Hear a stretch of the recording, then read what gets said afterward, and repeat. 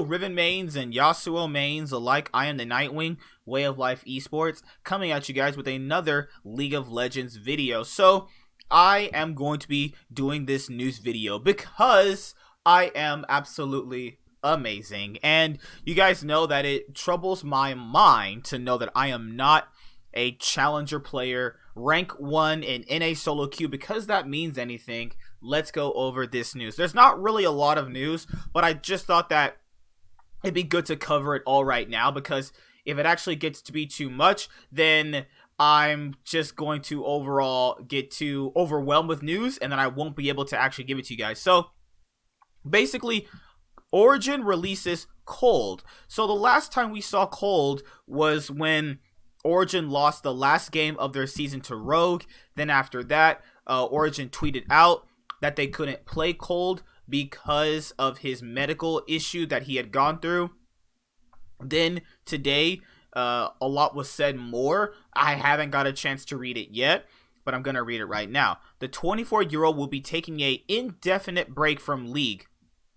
Cold hasn't been in Origin's starting League of Legends lineup since August, and today the team confirmed that he won't be part of the team next year. The past year was tough for Cold. He ran into some health issues that prevented him from participating in the 2019 LEC Regional Gauntlet, and he didn't have a great performance during the 2019 Summer Split. He hadn't been an active player on the team since August, so both parties reached an agreement to end his time with the organization. And then after that, Origin tweeted out, "We would like to thank Cold for his professionalism, dedication, and contribution to the team and the organization throughout his time here. He will always be a member of the hashtag OG family. Needless to say, this is not an easy situation for me, and I would have loved to continue working with the organization and the people behind Origin," Cold said. "It is a strong organization with good professional people, and I think that everybody has been patient with a true wish for me to return to the team."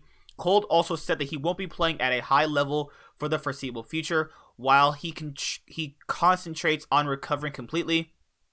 It is unknown whether Cold will begin streaming in the meantime or if he'll join a team in one of Europe's regional leagues later on in the year. In an industry where a player's career can fizzle out in the blink of an eye, taking care of one's health should take priority in almost any situation. It sounds like Cold wants to successfully recover and get back on the Rift soon.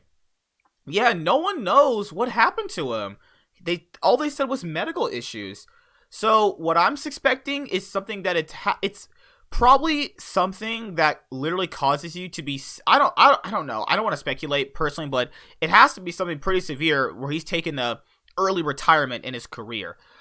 Mickey renews his contract with XL Esports, and today XL Esports have tweeted out that Mickey is going to be returning back to the XL Esports roster. Yes, this is going to be the roster that is going to have Mickey, former Splice player Norscarin, Patrick, and Coach Youngbuck. We have no clue who the jungler or the top laner will be. Presumably, it'll be Expect and Cadril. And that's kind of weird though.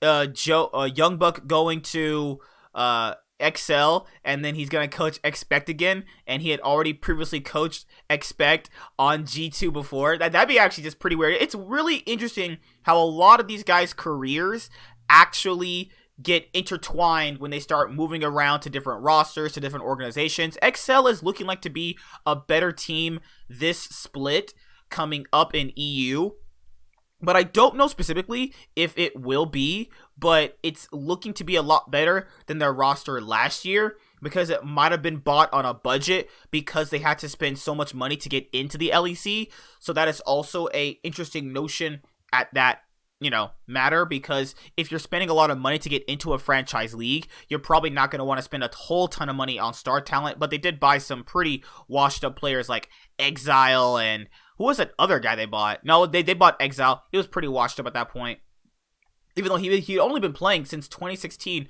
on the Unicorns of Love. And then let's get out of this article so we can go to the main article that everybody was talking about today.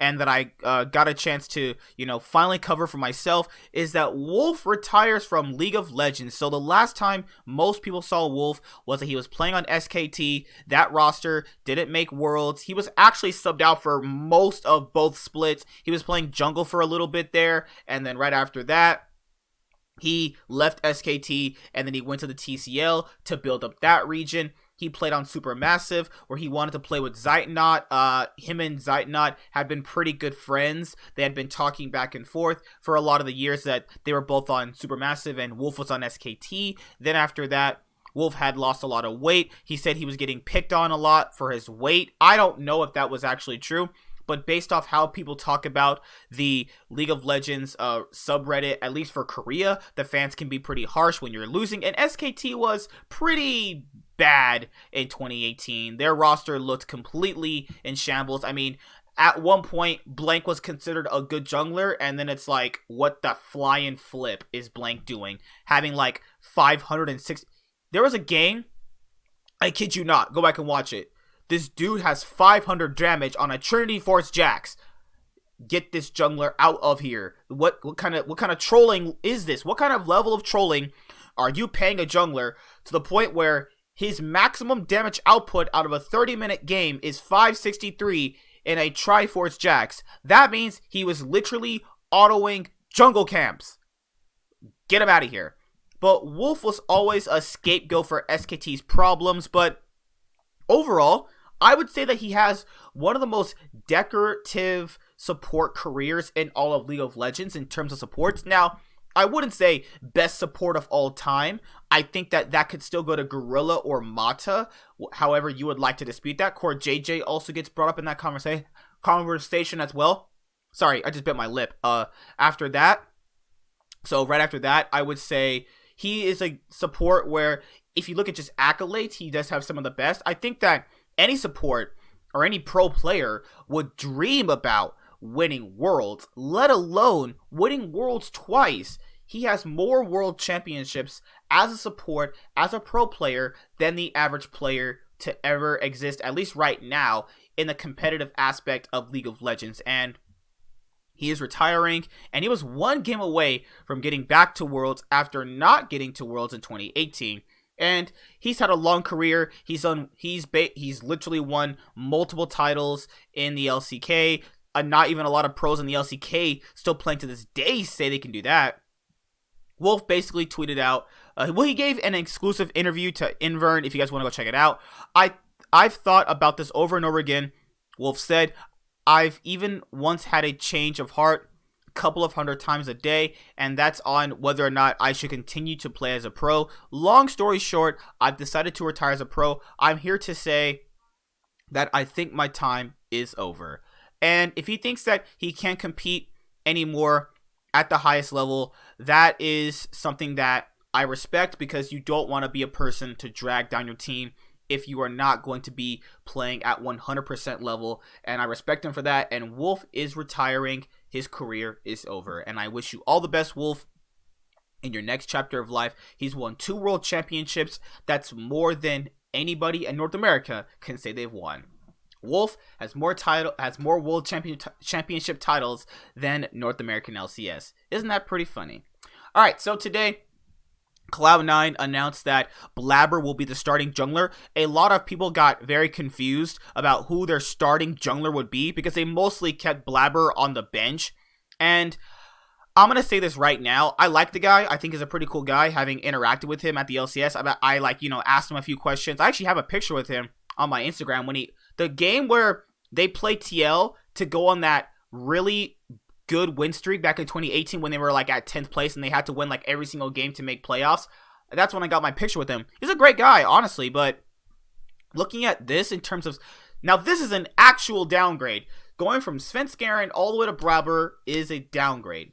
There's no ifs, ands, or buts about it. He is a downgrade to Svenskeren. And I don't like when people say that he didn't really play a full split. He basically did play a full split. You look at that 2018 split, that summer split where he came in and he got rookie of the split.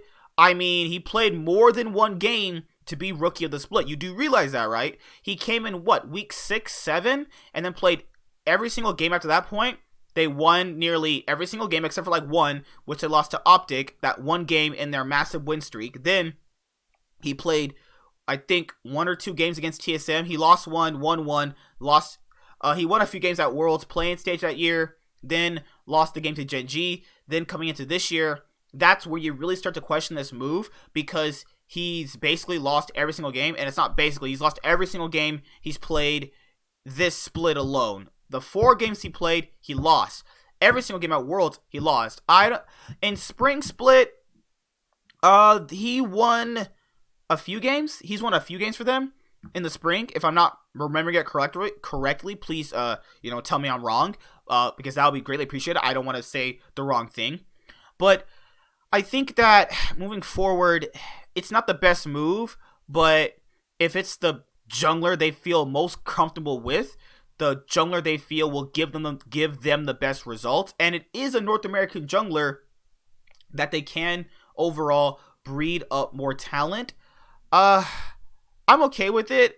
It is a downgrade. I'm not going to sit here and lie to people. This is a downgrade. You're going from MVP to a person that lost every single game they were basically subbed in for, except for maybe 2.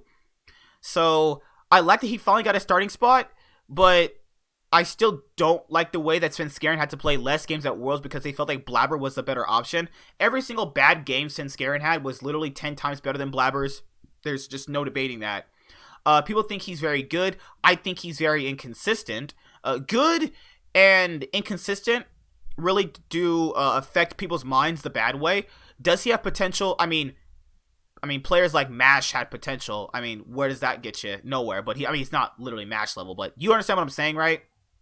He isn't the choice I would have gone for a starting jungler, but he is somebody that if we had to play a full split with this guy to really feel if he's the best jungler that Cloud9 could get, I mean, I guess, if this audio doesn't play for me, then I won't exactly, I definitely think that I fall within the upper quartile of the players here, but I don't really want to get overconfident. I've already been told that I have a pretty big ego, so I don't want to let my ego get ahead of me.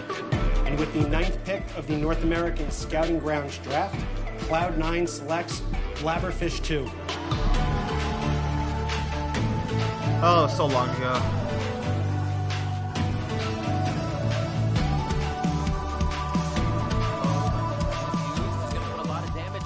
Cleaver hits, he may go down. A quick sidestep, it's hit. One more auto attack, and he is dead to right.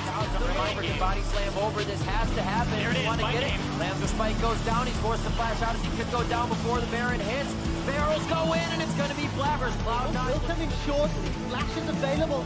Crown gets knocked up in the air by the flag and drag. 200 hit points. The Winds of War are flashed away from, and Blaber, the substitute, gets first blood. You have to have a perfect game there. They're going to find a little bit of the front line. 2 kills instantly.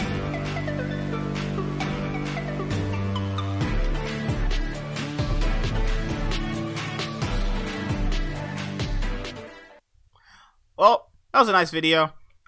Man, people are in the comment section are pure cancer. I don't traditionally read comments for people like that because they're just pure cancer. Because some people just literally talk out of their minds and don't know anything about anything good to say, and they just speak like clinical idiots. So he's C9 starting jungler. I mean, whatever. I think that people will sleep on him. I think that people will definitely misread certain games where he did have good early games, and the meta is fast paced. So if he can somewhat get decent at his early game aggression, he will be a better player. But I mean, that's all I can say. Am I happy with the move? I mean, I'm not surprised. I kind of expected this already. So Sneaky, new cosplay. No, I'm not kidding. He cosplays. This is new cosplay. God damn, girl. All thick and shit. Damn, girl. God, if I wasn't straight, I'd probably beat off to these pictures. If I wasn't really good looking and straight, damn, girl. Sneaky's newest cosplay. Oh God, I don't know. This is how I feel about that, and I think that Sneaky is really hot. Not much to say. 10 out of 10 cosplay. I mean, that's all I can say. I'm sorry, guys. You guys want me to talk more about Sneaky sometimes, and I'm just so, he's just so hot. Like, he's just so hot. Like, there's nothing I can say. He's thick. He's big daddy. Like, I don't know. That's it. See you guys later. Like, comment, subscribe. Most of all, enjoy. I'm the Nightwing, and Way of Life Esports is signing out. I'll see you guys later. Have a good weekend. Hi there, guys. Be sure to like and subscribe to the channel for more stuff. Yeah, thank you.